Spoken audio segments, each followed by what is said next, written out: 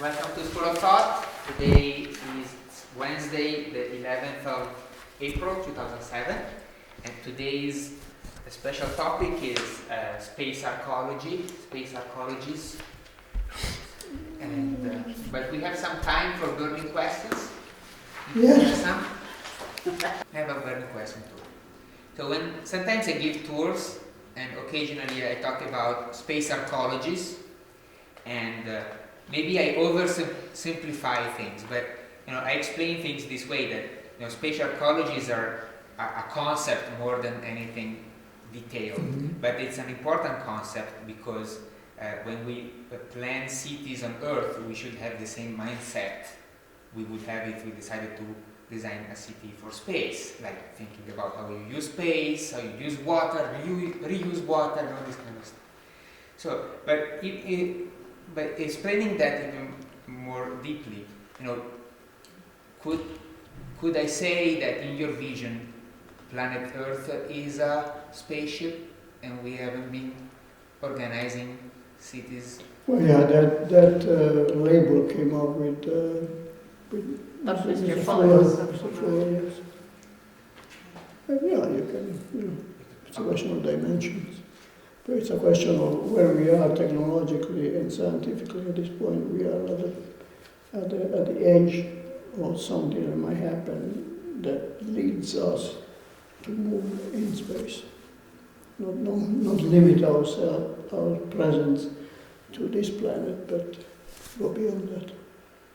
With the transition from the carbon to the... Yeah, that's the occasion will be there at this point. We seems to think the intelligence can be transferred to silicon or post-silicon systems, which would make this intrusion in the cosmos so much simpler.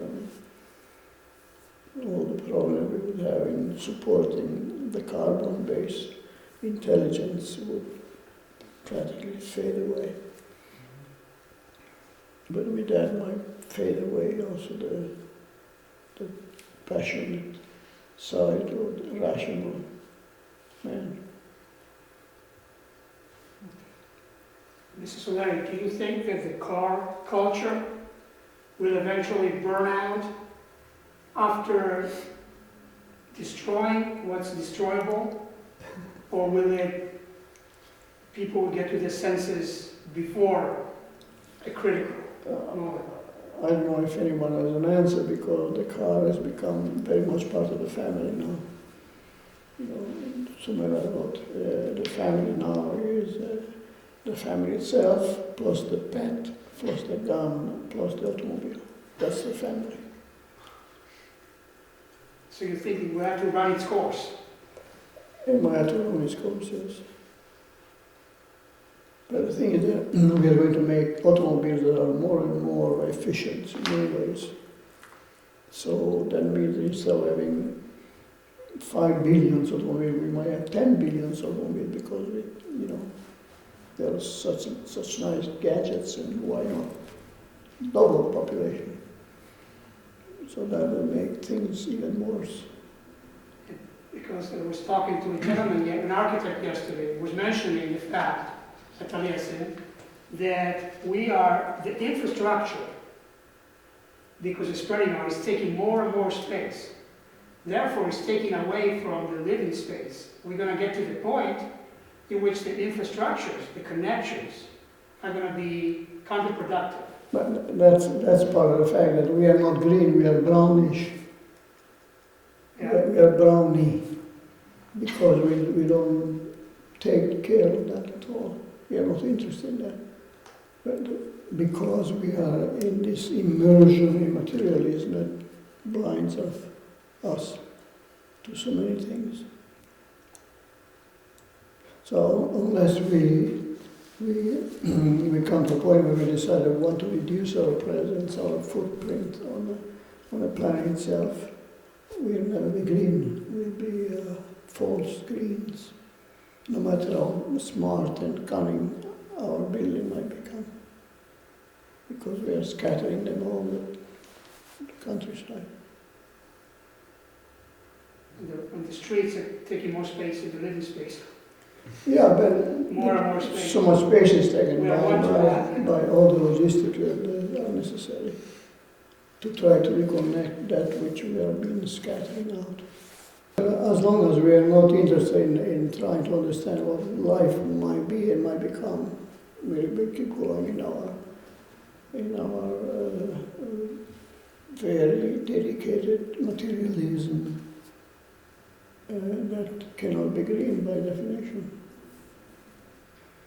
Have you had moments where you felt that you had a breakthrough where they were stuck in their ways and then all of a sudden they opened up? That's why I came up with the tsunami analogy, because I think it fits pretty well.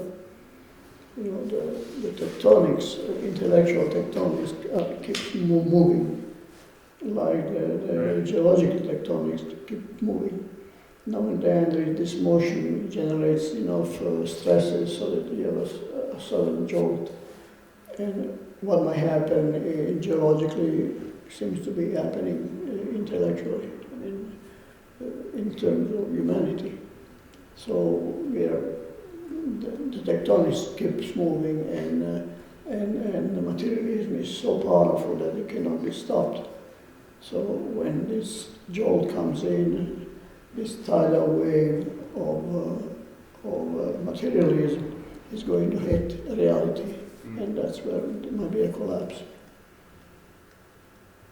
But to try now to stop this tidal wave is, I don't think it's feasible. Yeah.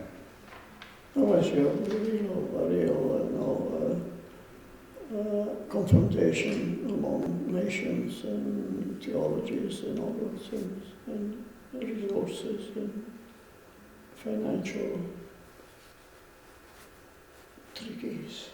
Maybe little moments or individuals, but the tide is so strong that you can't really... Yeah, but even individual, I mean, somebody comes in and says, well, I agree with you, so what do I do? So the answer is, well, try to transform your own priorities and then go on from there. Mm-hmm. But if you go back to what you think you should live, but you're not living, then nothing happens. What happens is a very stressful, very disturbing tension that is generated between individuals and within the individuals, because they feel that something is wrong, but they feel impotent in trying to do something about it. So that's the nature of the tsunami, this irresistible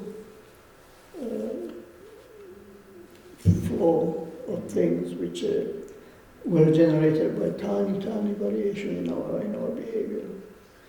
So materialism doesn't happen in big chunks of events. It happens tiny bits of events, which is what the makeup of our life, our priorities, our private priorities, and so on.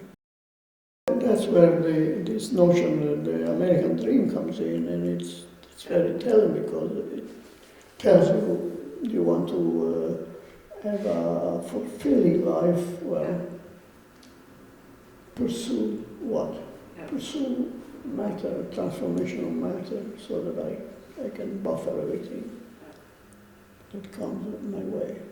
Yeah, there's a complete reality built around that, and I think the majority of people, at least in this country, are within that reality, and something else is just, Sorry. No. There's a coming together of this technological revolution, and the fact that which is a consequence of Homo faber manipulating things through intelligence and through communication. So this is an avalanche of products, let's call them products, from the little gadget to the battleship or whatever. So all those things are now impinging upon us, and so much so we are beginning to wonder, because we cannot instead of connecting with so many things, we find out that we are breaking away from so many things because there are too many things that ask for connection.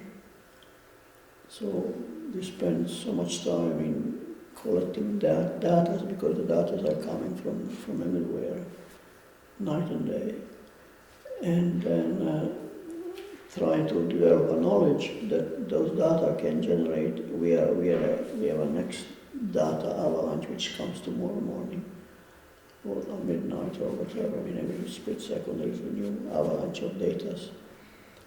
So the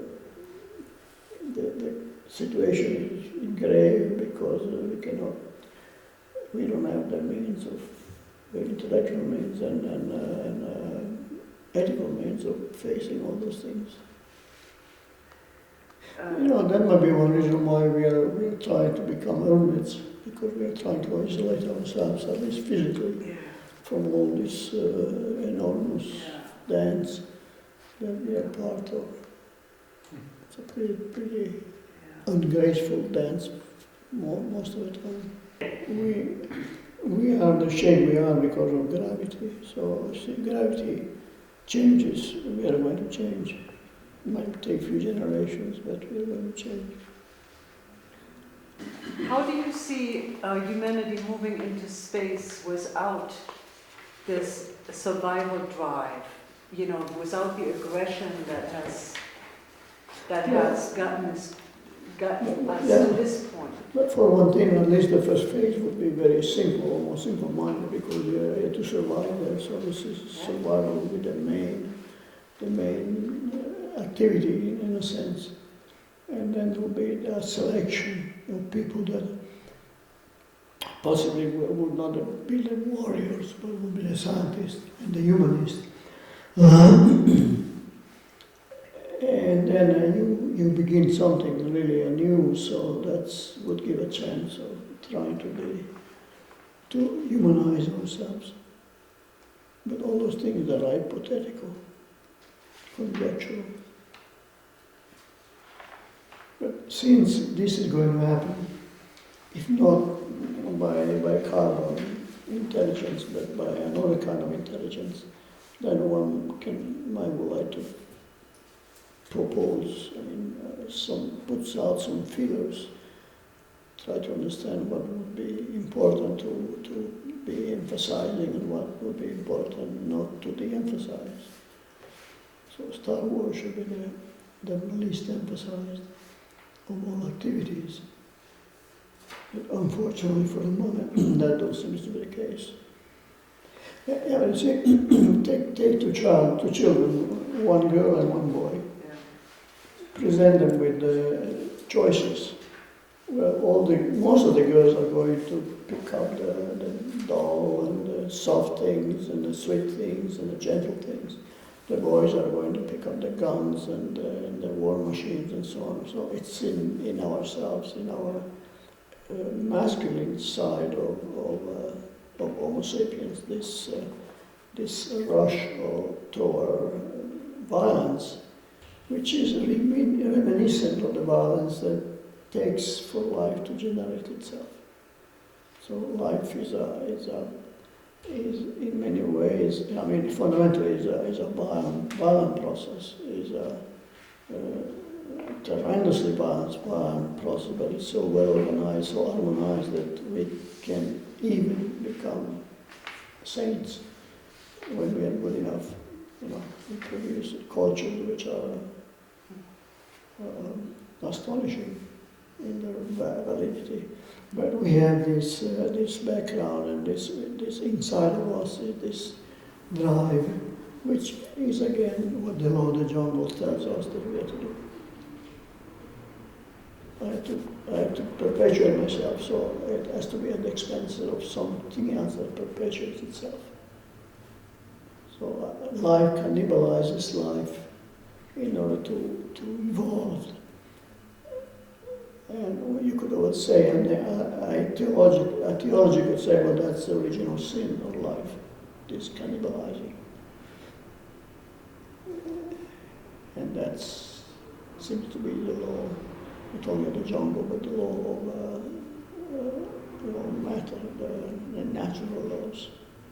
Well, I've been thinking about, there's so many extraordinary aspects of carbon-based life that you find in other animals. Like penguins that don't eat for 6 months, but they survive. Or frogs that freeze and they're effectively dead. They stay frozen and then they thaw and they're alive. Those are all the miracles that theology say, no, that those are sinful. Those are the aspects of sinful life.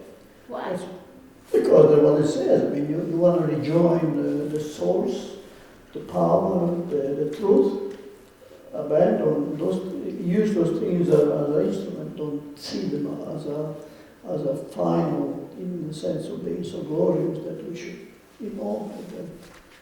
Right, but they might be incorporated into evolving carbon-based life so that intellection can be extended via them. Yeah, but I keep saying reality creates itself. If you do not consider that, then you say, well, how can life do those things? Those are impossible. Self-creation is the impossible. But I'm not arguing about that. I'm just trying to say maybe those aspects can be integrated into carbon-based life so that carbon-based life could be a part of the going out. Well, most of them is integrated. I mean, we are very close to being frogs and monkeys. And but we can't right now, we can't freeze in the winter. Be patient. You have 5 millions of years against 14 billions of years. Okay, all right. So that's what you anticipate as a... We need to be in contest. When you come up with an idea that requires a contest, then you have to be coherent with the contest. So you say, well, we cannot do what the thing that a frog does. Well, the moment may come when we need to do more things which are similar to what the frog does. Mm-hmm. But we have an eternity in front of us, a pseudo-eternity in front of us. Self-creation. Maybe. And why self-creation? Because we see what the first 14 billion of years has done. Uh-huh. From Big Bang to us, talking about nonsense. So that's self-creation. But those interventions are telling me what I keep insisting. Life at bottom is a geometry. Because we are altering the geometry of the brain when we do those things. Actually, physically we alter the geometry. As far as I know, that's all what the reality is. Geometry of space altering itself. Yeah, but what happened, which is the past, has happened. That cannot be altered. The interpretation can be altered, but not the past itself. So if you're dealing with your self-creation, then all those phases, all those contradictions, all those ambiguities are part of your self-creation. But learning about those ambiguities, those mysteries, help us to understand how to go into the brain and do things which are extraordinary. Mm-hmm. But that implies the knowledge of the immensely small and the knowledge of the immensely vast. The nanotechnology and the cosmic presence. Yes, that we are mortal beings, so constantly we have to invent something to cope with this reality. So the more scientific and science develop, maybe we can be, in your opinion, in the long haul, maybe we have every reason to be optimistic. Well, my position is different. I say something that happened cannot unhappen. So anything that happens is eternal because it cannot unhappen. There's a question of time and synchrony or whatever, but that's part of our ignorance. So willy-nilly we are eternal.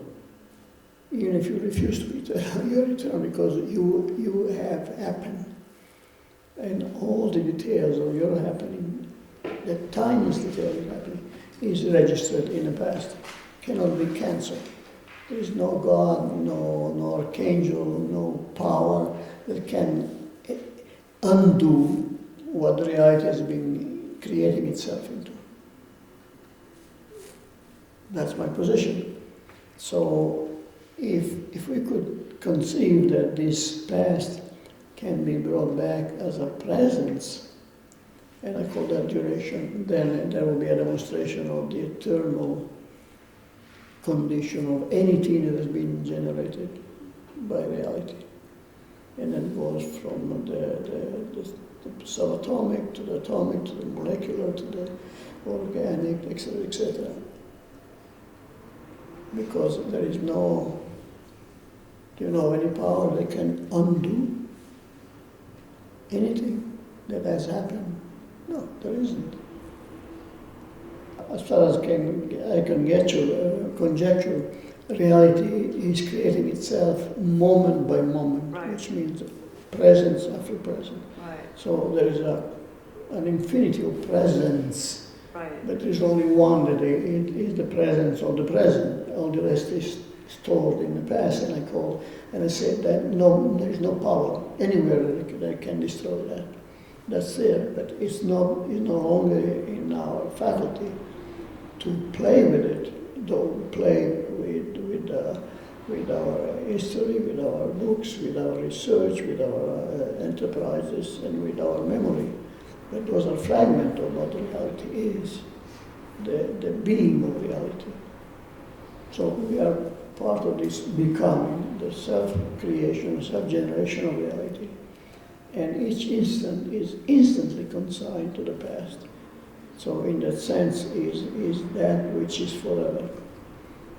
Our memory can manipulate it, and if we can understand our memory, we can manipulate more and more of it, which means we understand more of it, and this knowledge gives us the power to do the next moment. So that's the self-creating of reality. But we had to fraction and we had to fracture and we had to segregate so we can handle things. But that's part of our very limited knowledge. We are very, very, very young and very, very, very stupid in many ways. Well, it seems that there are some basic objects which we think that they will be inalterable, though now with the quantum, etc., we're not sure on that. But, the atom, the hydrogen atom that was at the origin when Big Bang came about, that seems to be the same atom that we are dealing with when we are drinking water or when we do all sorts of things. So there are like building blocks that seems to be available for this transformism, which is absolutely counterintuitive because it's so enormously unconceivable by our brain as our brain is now. But science and technology are slowly finding out that there are things there which are for real. That's why we can say, well, there used to be hydrogen, because most of the matter at the very beginning of the Big Bang was hydrogen, heliums, and a few other things. So that's the reality that we should start to think of, because that might modify our thinking patterns. Definitely would modify, because now we can even begin to conjecture what's going on.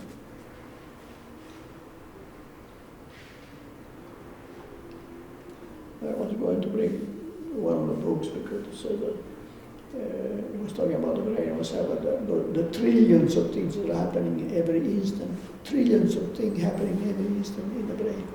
Well, there is no way of understanding that or conceiving that or intuiting that.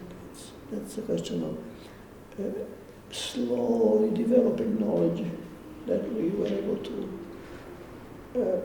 generate through the technology of that we developed as Homo faber. And when this technology got hold of energy, fossil fuels and so on, there is the explosion of technology which brings in an explosion of knowledge. So now we are in this explosion of things that we sometimes are overwhelmed. The automobile is one of those overwhelming objects. Yeah, every day there is a new little click that gives a picture which is slightly different from the day before, which is part of the serotonin angle. Yeah. And I am so ignorant that I cannot even begin to touch about the 4, 5, 6, 7, 8, 13 dimensions. Yeah, me too. It's beyond me. Architecture is thought continuously organized and ordered by the force of gravity. See? Our thinking process is continuously interacting with the force of gravity, and we have to come to terms with it. Now we are removing the element of gravity from architecture in space. Do we risk to go into a non-architecture? Because this is so fundamental. No, it would be new geometries that, since gravity is never totally gone, especially when we go out there, we want to have a little gravity so we can exercise and control on what we are doing.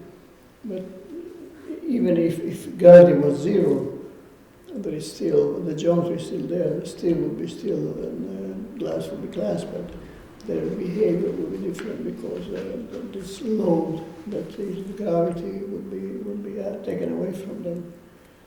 So we would build things which are gossamer almost like. That's when I got into the pretzel architecture was talking about that. Take the space things and put them on the planet and they would crush. Because the gravity would destroy them. Yeah, we see that's, as I'm saying, it's conjectural. I mean, that might have elements that can be used if you move into space and we limit the gravity, but it doesn't have any scientific confirmation or, I mean, it's a symbol. But part of the aesthetic process is transcend the limitation that you present. I always say, you look at that landscape, if you tend to be a painter, you absorb that landscape, you filter the landscape, you process the landscape in your brain, and then you take a brush and you start painting what your brain gives you, delivers you when observing the landscape. That's my objection to organic architecture. There cannot be organic architecture because architecture is always reality filtered by the human brain. So did the man on the moon, did that inspire you? You know, the first step on the moon in whatever, 69? I don't know if inspiring is a word, but it was exciting. Yeah. It was very inspiring for me. I was just graduated from high school, and then I heard the news in the morning, and then I was riding the subway in Tokyo. There are lots of people around. And then my first impression reaction was, hooray, we did it. I said, we, a Japanese student, riding a subway in Tokyo. I was so proud to belong to this human race who achieved such incredible things. So it's amazing. Something like that have a very profound effect on just one student, and I felt like it's part of, it's obviously American, ingenuity and determination did it, but I really truly felt that we did it, and I was so happy that day. But human intelligence. Of course, the moment later they put the American flag in the Yeah. thing, but, We do. but that's very healthy. I think that kind of chauvinism, I think, is very healthy. You know, just not something to take anything away from the accomplishment, but it was truly inspiring, I thought. Yeah, but if you think what xenophobia does, that's a sin. We are killing ourselves in groups because of xenophobia. Masses, 40 millions in the First World War. 40 millions because So of it's xenophobia. But I thought that was really a great opportunity to be one. You know, you have a space for peace kind of thing. Another opportunity was a 9/11. French newspaper Le Monde said next day, we are all American. I mean, I just cannot be any more, I don't know, inspiring than that. And then we kind of, such an opportunity, incredible opportunity we had, that tragedy we all share. And then we could easily brew those such a once in a lifetime opportunity, just like that. Well, we fall into some kind of a hysteria, friends of hysteria. So the American cannot be insulted in such a manner. Besides, I mean, the death of persons, the American flag cannot accept that. So that's xenophobia exploding. Well, that's a very good compliment, but thank you.